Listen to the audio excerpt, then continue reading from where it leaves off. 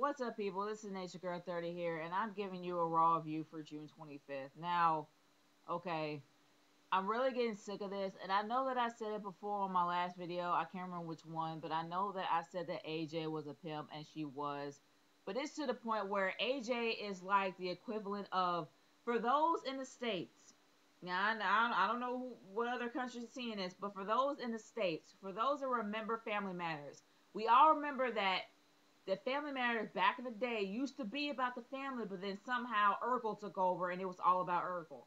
This is how this entire storyline between Kane, CM Punk, and Daniel Bryan is starting to become. It's starting to become all about AJ, and that's how it was starting off. It was like all about AJ, all about what AJ's gonna do. And then they had a freaking Twitter thing asking people, who do you think that AJ should be with? Kane or hashtag Kane, hashtag CM. Who freaking cares? I was like, hashtag who cares or hashtag no one cares. Seriously, it's all about AJ, and I'm sorry, that was just, it's ridiculous. And I really didn't like the opener. The match wasn't bad because you know these guys have great chemistry. They're always going to put on a good match. And it was a three-way elimination match. And it's funny how AJ ended up eliminating Kane, then somehow having CM Punk end up getting eliminated by Daniel Bryan. So either or, I don't know. It's just like I thought she would be a game changer, but I really don't see any purpose in this. So good grief. Okay, this led to the next match of the night. They had a backstage segment or something talking about Alberto Del Rio and Dolph Ziggler. The thing about it is that was going to lead up to another match of the night that was going to be a contract on a pole match between those guys. But I'm going to go into this match that actually went on a little bit after this. Now, Big Show versus Brodus Clay. This was something that I love to see because finally I felt like they were taking Brodus Clay seriously and putting him in a decent feud. Boy, was I wrong. This is the second time the guy got squashed by the Big Show. I mean, seriously. When is this guy gonna be in this feud? How come he has to be squashed every night? This is the second time he's being squashed by the Big Show. There's no way you can take this feud seriously now. This is the second time. And not only that, no David Otunga. So why in the world did David Otunga attack them last week and not be here this week to attack him? I mean, I don't know where David Otunga is. If you guys know where David Otunga is, leave your comment in the comment section below. I am curious. But he's probably had something to do with maybe I don't know, the trial's over. I have no idea. So just leave your comment in the comment section below. But it really makes me sad because now Brodus Clay does not have a leg to stand on, literally. The fact that the Big Show took him out twice lets you know that there's no way you're going to be able to take this feud seriously now. And I don't know what's going to happen to Brodus Clay after this. I really don't know.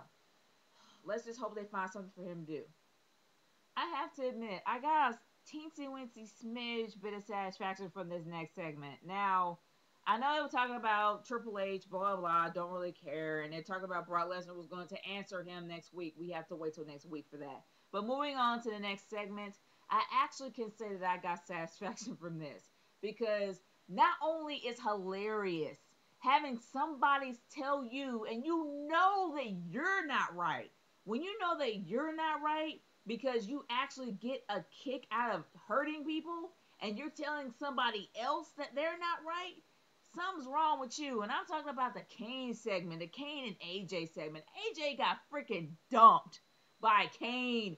Kane was like, look, you have awoken feelings in me that I have never thought that I would feel, but I am a monster, and I get kicks out of eviscerating people.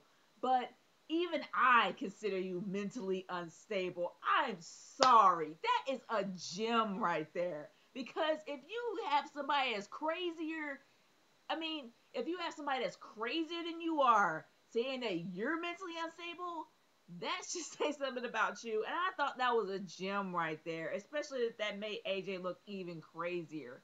Even though she really does a poor job of looking crazy, she's still far too cute to be crazy. Sorry about that, but it's just what it is. Okay, the next match of the night was Santina Marella versus Jack Swagger. Really? For the U.S. freaking title.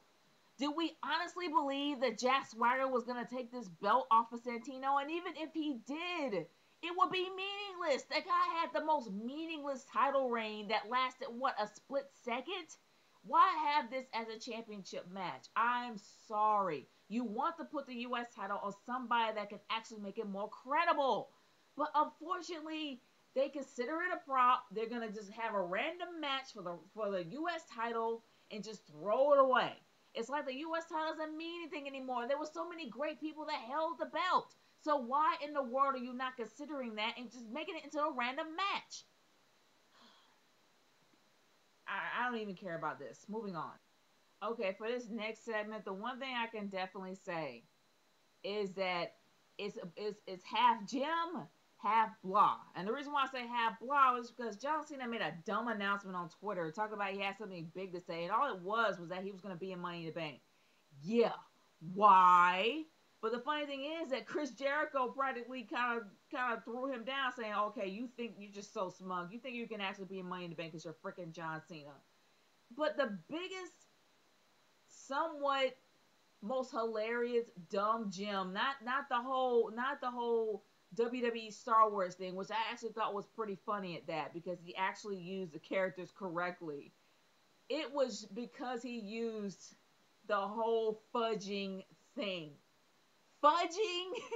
Dude, what? Don't say it at all. If you can't curse, don't curse.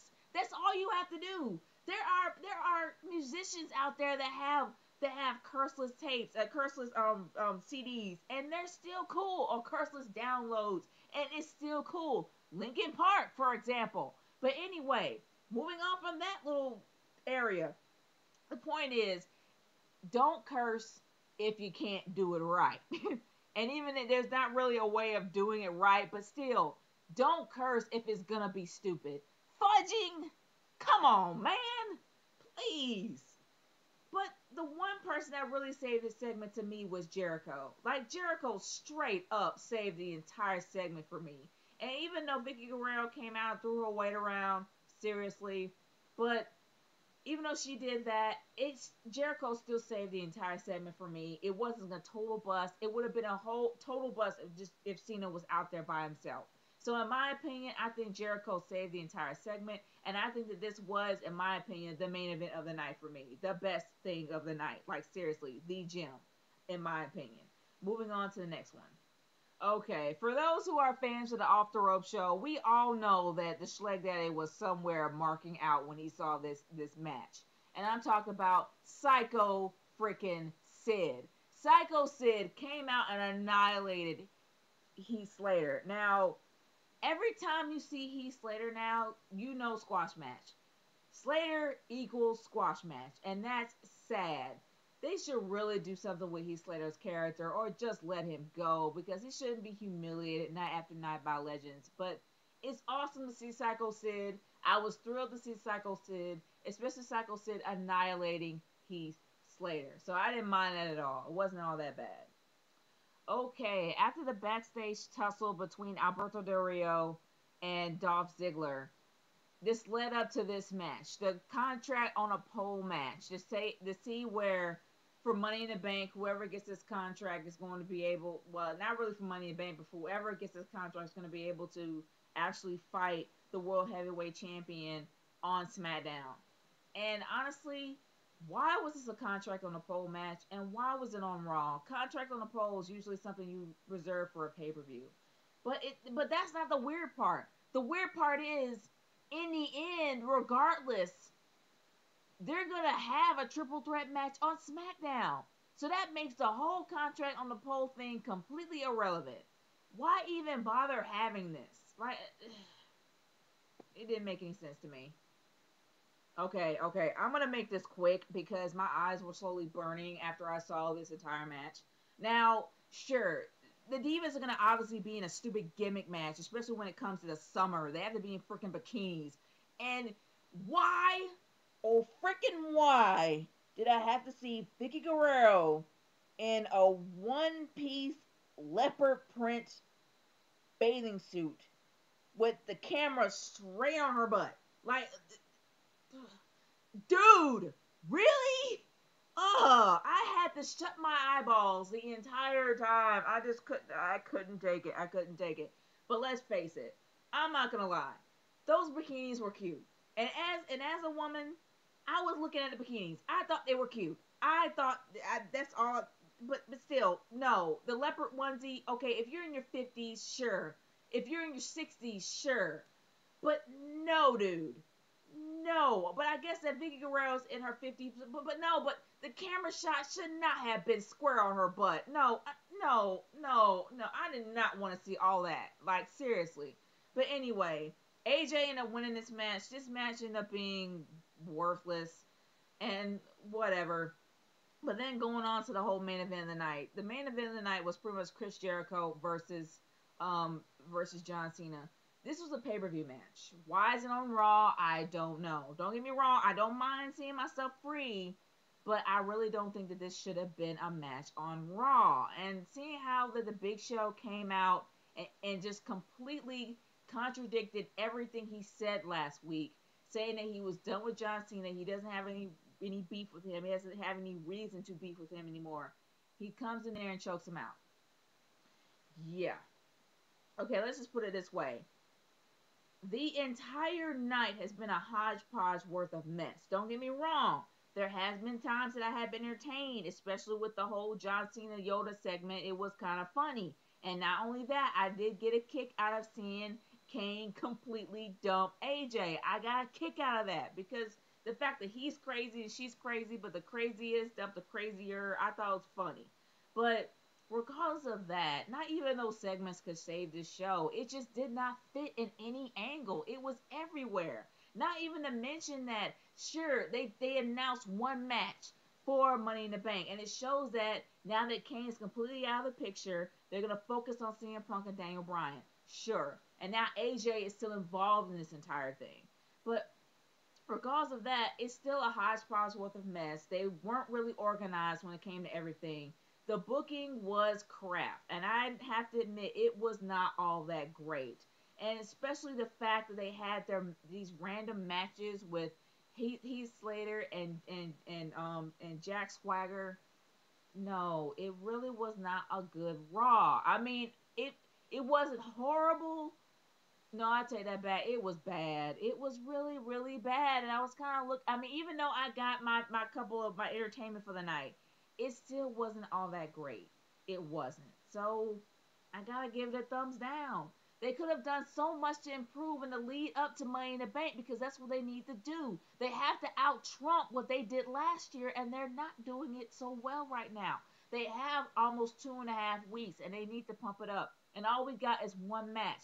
One match of two people that we've seen 1,000 times. They need to do something to beef it up. Now that Kane's completely out of the picture. So they didn't really do a good job of doing this. So yes, I'm giving it a thumbs down. That is my verdict, and I'm sticking to it. I'm still looking up the power rankings. If they have the power rankings up for tonight, I'm probably going to have a video to upload a little bit later. But anyway, this is Nature Girl 30 signing off. Peace out, y'all. See you later.